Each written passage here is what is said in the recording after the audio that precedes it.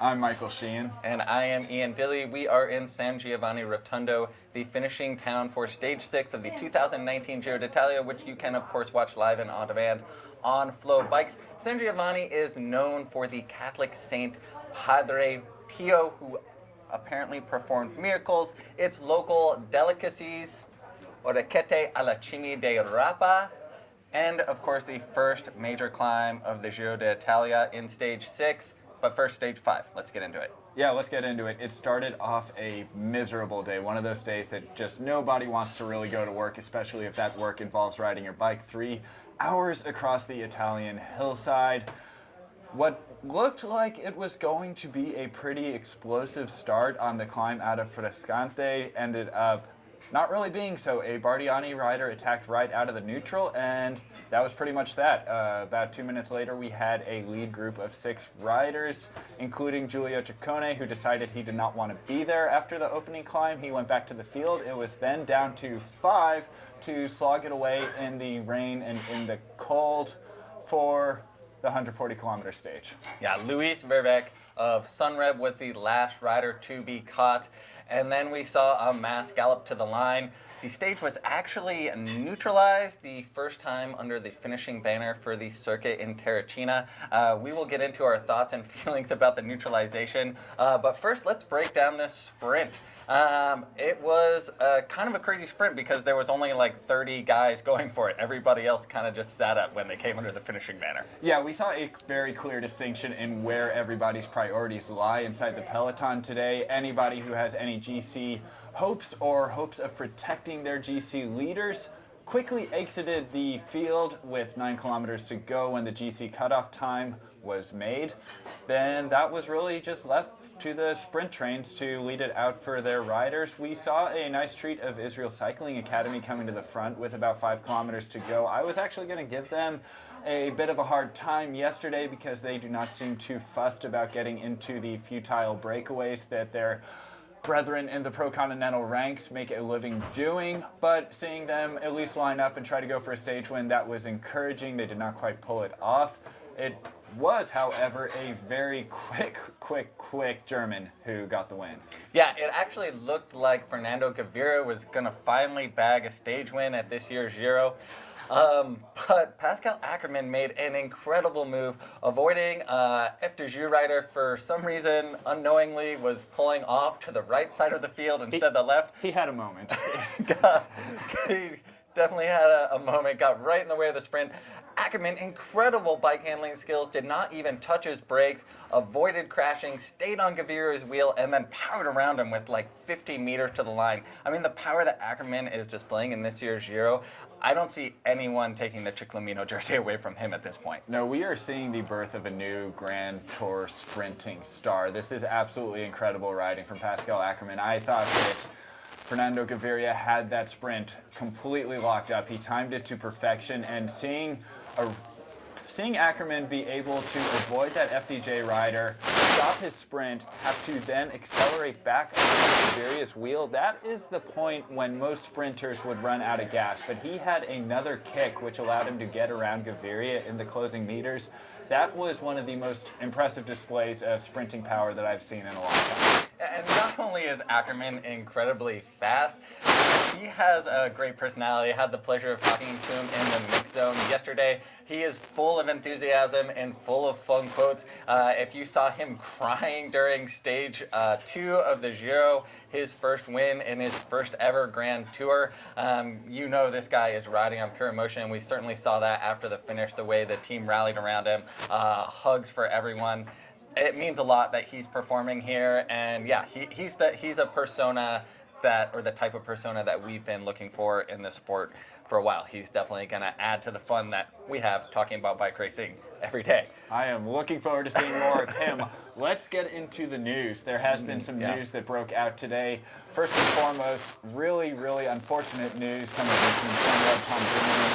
And just after the start today, his knee was clearly too injured following yesterday's crash to continue on, and Tom Dumoulin has gone home to reevaluate the rest of his season.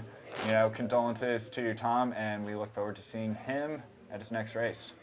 You know who the only person potentially more heartbroken about Tom Dumoulin abandoning the Giro is? Probably you. It's me. Yeah. I brought this pink jersey all the way across the Atlantic, and Tom is no longer in the Giro. You were really looking forward to wearing that on stage 21, weren't you? I was holding on to it. I was staying in my bag, but you know. I'm sorry, viewers, you will not get to see Ian touting a pink jersey on Maybe stage another 21. Sunweb rider will slide into pink and I can break it back out. Let's get into some of the other news. Not so fun news. The Austrian doping ring has hit the Giro d'Italia. Bahrain Merida rider Christian Corrin was removed from the race today, as well as Italian sprinting star retired racer Alessandro Petacchi. This man has 22 Giro wins to his name. He says he has no idea how he appeared in the dossier about this doping ring, but he was working as a commentator for the Italian broadcaster Rai, and he was politely asked to resign from his commentary position. Yeah, and more bad news from Bahrain Merida. One of their directors, who is a former rider, was also caught up in this blood doping scandal. He has also been removed from the team. This is, of course, all seeming to be organized by the German Dr. Mark Schmidt, and it is involving at least 3 sports that we know of. It is definitely unfortunate to see this creeping into the Giro d'Italia. But also good that people are getting caught doping. All right. Definitely. Let's talk about this neutralization. Yesterday's stage was very stressful, very intense. A stage where we obviously saw more GC losers than winners. Today, the GC riders did not have to worry about the sprint. From roughly 10K out, they could sit up and let the sprinters do their thing. You think it was the right call? I definitely think it was the right call. We could just kind of sense the emotion on the start line after so many crashes throughout this first week. It's just been too chaotic. The GC riders need to be able to have a break, especially in such treacherous conditions. And ultimately, we've just been seeing the classic Grand Tour fight in the first week, where sprint trains who are trying to actually win the stage are having to compete with GC teams, trying to get their riders safely within 3K to go. On a day like today, with the weather as it is and how all the riders were clearly feeling, not wanting to risk another crash this first week, I think that they made a very, very good call, allowing GC riders to just bow out and let the sprint teams have a clean run at the finish. Yeah, I think today was a day that was looked at as a bit of a rest day in this Giro. A couple climbs off the bat, but mostly flat and short, run to the line.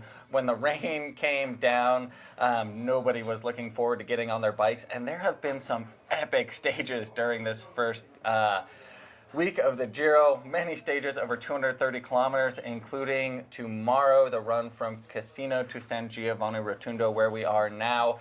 Let's get into this stage, another 238 kilometer stage, culminating with the category 2 climb 30 kilometers from the finish. Yeah, if I am correct, and I believe I am, this is the second to longest stage of this year's Giro.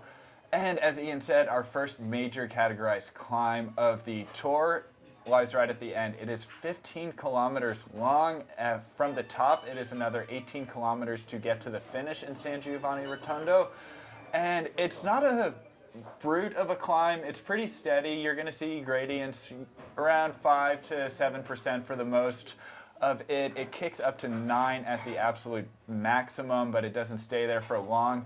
We are, however, probably going to see our first group of GC rivals riding into the finish together. That would be my guess tomorrow. Yes, we rode this climb today. I was putting the hurt on Michael. He will attest to that. And it is going to be an exciting climb. I mean, I think the riders are going to be big ringing most of this hill. And then after the climb, there is sort of a rolling falls flat section, downhill, a dynamic finish to like a 1 kilometer uphill slog to the line. And yeah, it's going to be a small group. It's going to be interesting to see what happens with the breakaway. Primoz Roglic is probably still trying to give away this pink jersey. I think he is drinking way too much champagne on the podium. And yeah, it's going to be another unpredictable day at the Giro as usual. Yeah, it is not the kind of climb that we are probably going to see any heroics early on because it just is not that hard. However, if a GC rider does happen to be on a bad day and they fall off the pace on this climb, you will see huge time gaps opening up because it is so fast, and the leaders on the day are going to be absolutely cooking it up this first nearly mountain day of the Giro. I'm excited. It would have been a perfect day for Tom Dumoulin. It actually would have been a great climb for him. Sorry to not see him there, but we are going to see a lot more action from all the other riders on FloBikes. Tune in live and on demand. Yeah, we'll see you there. See you then.